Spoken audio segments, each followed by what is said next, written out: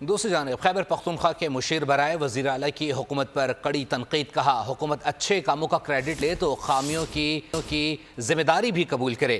Barrister safe کہتے ہیں طالبان سے معاہدہ ہمارے نہیں بلکہ گیلانی اور زرداری دور میں ہوا.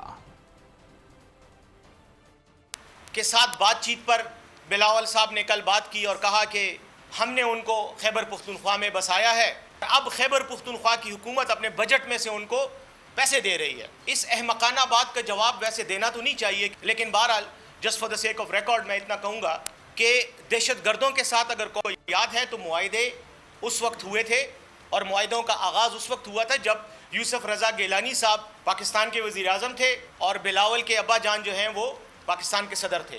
تو حکومت کے اچھے کاموں کا کریڈٹ لینے کے ساتھ ساتھ حکومت پالیسیوں کا بھی بوجھ لیں، اٹھائیں اور ذمہ داری لیں. میٹھا میٹھا ہپ ہپ اور کڑوا کڑوا تھو تھو تو یہ تو نہیں چلے گا. سبسکرائب کریں اور بیل دبائیں تاکہ کوئی خبر رہ نہ جائے.